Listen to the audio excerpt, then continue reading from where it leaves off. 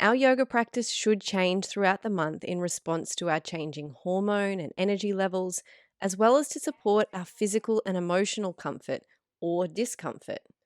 This doesn't necessarily mean that every woman needs to practice in a specific way during the different stages of the cycle, but there will often be similarities between how we feel like practicing during the different stages. While I'm going to share with you today how my practice changes throughout my cycle and why, I want to encourage you, above everything else, to start tuning into your body and asking, what do I need in this moment? It's not just about what's happening in your body.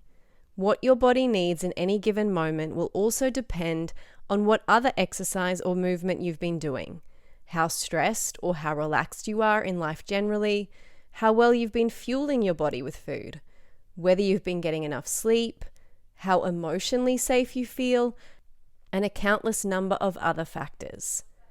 All of this to say, take from this video what works for you, start listening to your body, and leave the rest. During menstrual phase, which is considered the first stage of our cycle, usually around day 1 to 5, I don't usually do much of a physical practice at all. When I'm bleeding, I try to rest as much as I can, which means I sleep in. I don't work out or practice yoga other than maybe a meditation or restorative practice where I barely move and I use as many props as I can to support me as I breathe. I found that if I push myself during this stage of the cycle, I often feel much worse during the rest of my cycle. And in particular, my PMS symptoms are far worse if I don't rest enough during my period. During menstruation, our hormone levels are at their lowest, which often means our energy is also at its lowest. If you do feel up to a physical practice at this time, keep it slow and connected to your breath. Menstruation is a time to turn inwards and reflect. It's a time of letting go, physically, emotionally, mentally, and spiritually. You might notice you cry more easily at this time, or your mind feels fuzzy or dreamy. Because of this, it's often easier to drop into the body at this time and connect to our intuition.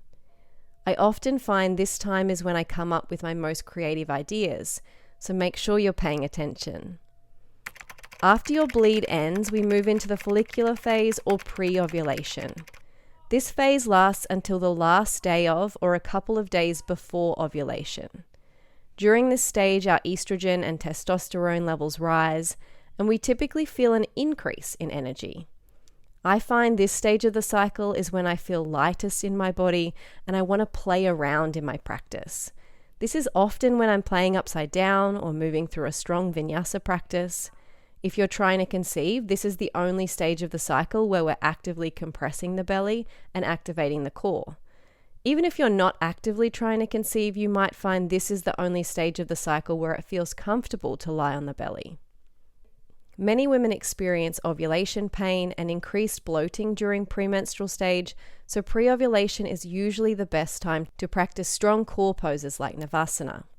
Rising levels of estrogen in this phase often mean you're more sociable, so this is a good time to go to an in-person yoga class or practice with a friend.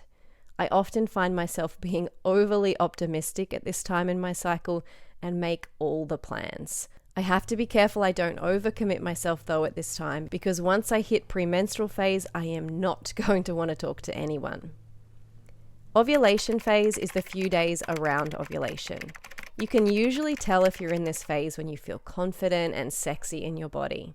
I notice I feel strongest in this phase, so while my practice doesn't change too much from the previous stage, I do tend to hold poses for longer, which means I'm moving slower and challenging myself in the poses I've been playing around with in the previous phase. We often feel most creative during ovulation, which makes sense when biologically our body is literally geared towards creating a baby at this time of the cycle. If you're not trying to conceive though, you can use this boost in creative energy to work on your art, to build your business, or in creative work tasks. A couple of days after you ovulate, we head into the final stage of the cycle, premenstrual phase, which lasts until your period arrives. Levels of estrogen and progesterone will be falling as this happens. Your PMS symptoms are likely to increase. I usually find myself more irritable and anxious during this stage, and I always feel worse during those months where I haven't rested enough. This stage of the cycle is a good example of how the stages are not clear cut. It's unlikely you'll feel the strength and confidence of ovulation one day and then the anxiety and fatigue of premenstruation the next. It's a shift that happens gradually, and one that many women don't even notice. I feel very different a few days after ovulation compared to the day before my period arrives, even though both of these times are technically the premenstrual phase. That's why, above all else, you should be listening to your body, not following an arbitrary rule about how you should practice during each phase.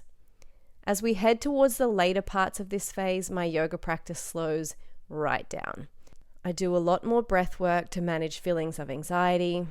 You might notice that people irritate you more during this phase. Even those people you love might start to grate on your nerves. As a mum to 3 young boys, alone time is not something I get too much of, but my boys have learned mum is much happier if you leave her alone when she's meditating, so I try to make time every other day for this during this stage. And that brings us all the way back to menstruation again, where I'll take a break from the physical asana and rest again. This is why I have trouble answering the question, how often do you practice yoga? Because yoga influences how I approach every single day. And while I might not step on my mat for my physical practice, I'm always still practicing.